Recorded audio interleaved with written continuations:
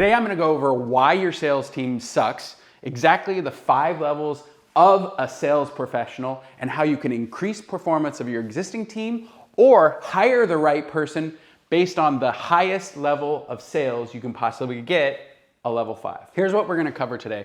We're going to talk about marketing-led or sales-led organizations and how you can tell the difference. We're going to talk about inbound versus outbound and the 80-20 rule. This is huge for sales organizations. And we're going to talk about the 5 levels of a salesperson, how you can measure and increase performance, starting from a clerk to the best closer at the very top. Then we're going to talk about the 3 C's, which is how you measure the energy inside of your sales organization and how to actually increase it. Stay all the way to the end because we're going to take these 4 different frameworks and give you a free downloadable so you can actually apply this and grow revenue in your own company. This is the inbound versus outbound. And basically somebody who has a brand, a business that has a brand versus a business that doesn't have a brand. And a sales-led organization, it's a really big deal because they are creating awareness inside of the marketplace, meaning the customers don't know that this product exists, this product or a service. They may have heard of it, but they've not actively using it. You're out there as brand champions and trying to attract people and create desire. So if you're a sales-led organization, 80% of your revenue is going to come from your salesperson's activity. That's where they're earning the business in an outbound fashion, meaning they're out there pounding the phones, telling people about your product or service, versus large companies like Apple who have an established brand, they're marketing driven, and their salespeople are given leads, meaning people who want an iPhone just go into the store and say, I want an iPhone. And then they're like, okay, great, you have these 3 options. This is an inbound process. Now, the difference between how you get a lead into a business are these 2 different areas, meaning you've got a marketing-led organization or a sales-led organization. Whatever happens though, once the customer shows up, you should have a sales framework that every single salesperson follows, meaning there's this process inside your organization from converting a person who came to the door into a paying customer. This is your sales framework. Why this is important? Because any clerk can sell in this side, meaning if it's an established brand, strong marketing, huge adoption by the marketplace, everybody knows what you do, then the clerk can actually sell your product or service. Now, that is completely different than creating a marketplace, which is what a sales-led organization does. It's a very different process, and it's super important that you understand the difference. So I want to get specific about the skill set that is required in a no-brand company versus a branded company. And I like to call this a brand plus. A brand plus, there's already existing trust in the marketplace. There's expectations about how the product or service is going to actually work. There's already desire, and the leads come in, the clients come in warm, ready to buy. Now, in a no branded business, what you're looking for is a salesperson who knows how to build trust. You're looking for a salesperson who can create and build expectations. Here's what our product service delivers. Here's what it doesn't deliver. It's a really important thing. This is why salespeople fail, is because they fail to make and create expectations that the customer actually agrees to. I like to say that as a business owner, my salespeople are out there making promises in the marketplace that I have to keep. Those promises are building expectations. The other thing that's really important about a salesperson is they've got to create desire. They're going through a process with the lead where we're inserting, this is what our product does. This is what our service delivers for a customer. This is why it's impactful for your business. This is what it could mean to your bottom line and to your top line. That's somebody who creates desire, and the leads are cold. This is a kind and style of sales that is completely different than this. Again, I love these people because they're the experts at creating sales. Out of the 4 different parts of this video, this is the most important. This is the 5 levels of a salesperson. Now, why it matters is as you're interviewing salespeople, you want to understand the person that is applying and what level of sales they're actually at, because you may need a clerk and you may need the highest level. It's also important, if you already have a sales organization, that you sort and score your salespeople in that organization so your best leads go to the highest level of salespeople and your worst leads go to the lowest level. So this is really important. And I'm gonna go through these 5 levels of a salesperson. The first level is the clerk. And we talked about if you have a strong brand, then people are coming with a lot of desire and need for your product or service. And a clerk can actually close that deal because you have a great brand. And a clerk's main thing that they do is they can talk about the features and benefits and the value proposition of your company. So they're simply regurgitating or talking at the customer. The customer comes in and says, I want to buy this. And you're like, great, let me tell you all about it. This is the lowest level of a salesperson. This is the place of comfort for a salesperson. They're talking about the slide deck. They're talking about the business. They're telling and then talking at the leads. This is the lowest level. The next level, and this is called a sales associate. This is somebody who can actually do a basic needs analysis. They're a question asker. So I hear that you're in the business for X or Y. Tell me more about why you need that. What would it be? Why is it important to your business? Now, I call this a sales associate because they're not necessarily a sales professional. They're asking questions, but they're not really going deep. They're not getting into the desires and the real meat and potatoes of why the customer came to the business. The next level, and this is really important, this is a salesperson who can create rapport. Now, rapport and trust is created by 2 different things.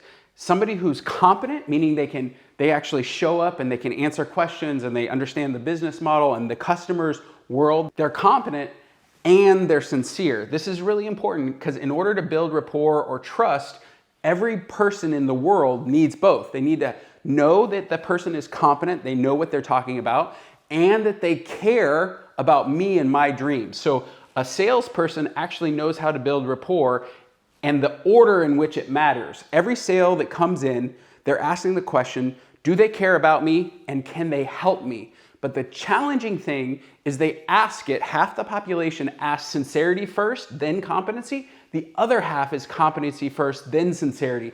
And your job as a salesperson is know which order the actual lead needs.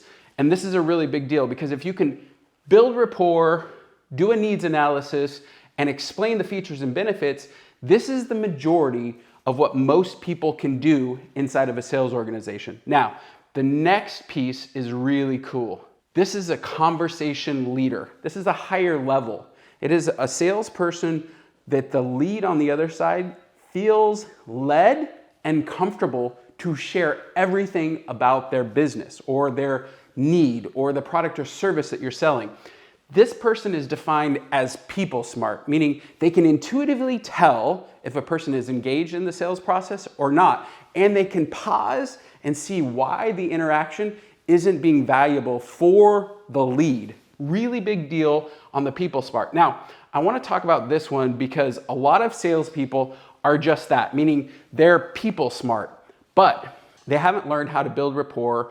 They're not really clear at the needs analysis, and they just simply use their reading of a person's intuitive understanding of how they're feeling, whether they're feeling positive or negative, whether there's issues with the conversation. And a person that is just a conversational leader and a people smart, but not systematic in their sales process is dramatically different in a sales organization. And it actually can be a hindrance, meaning we all know the natural salesperson, the person that just comes across like caring about the other person and really being able to read somebody, but they're not disciplined. So you want to avoid just those people that are people smart and they lack discipline to follow your sales process. It's a really big deal because they're actually going to close at a high level, but they're never actually going to drive revenue for your organization because they won't follow your system or process. And that's a really big deal. Level 5, the highest level of a salesperson. I like to call them a closer. These are my favorite people. They're focused on a consultative sale. Let me explain that. A consultative sale means that the salesperson actually asks the question, what would serve you best with our interaction? What do you need to hear about my product or service? What would make this an amazing call for you? What would actually serve you with our time together? A consultative sale digs into the dreams and aspirations of the customer and then sees if the product or service is an ideal fit for their business. And they're not afraid of saying, hey, we don't have what you need, or this isn't a fit for you because of this. Now, a consultative sale knows the features and benefits, they do a needs analysis, they know how to build rapport, and they're people smart, but they're leading the conversation and the sales process in a way that feels amazing to the lead on the other side. And here's how you know if you're a consultative salesperson.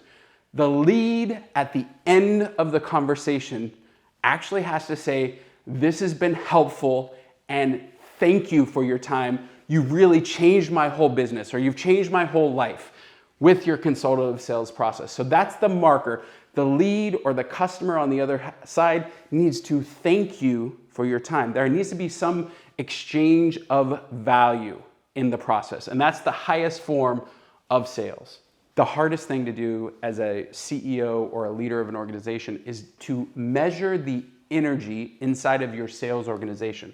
The 3 C's of sales is how a closer can be measured. And when you take an entire closing team and you measure this at aggregate, it's an early warning sign that your business is gonna have a decline in revenue, or you're gonna grow and scale your business because the energy is good inside of your sales organization. So the very first thing is when you see a sales closer, they have to stay in curiosity. They have to ask questions to the lead, like, what is going on with your business? And they actually have to understand the customer's pain and need. That's the consultative sales process. Now, weak salespeople will be insecure and they won't ask the questions and they won't be in curiosity because what they're afraid of is the lead is gonna ask a question that they don't know the answer to, which is a big problem. It's okay to not know the answer. It's not okay to be outside of curiosity.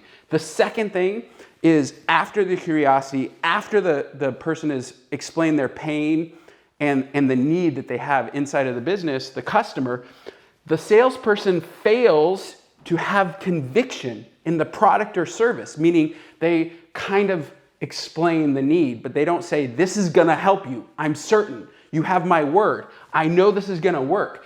Instead, they choose meekness in the sales process. And that's a problem for a business. The next thing is courage.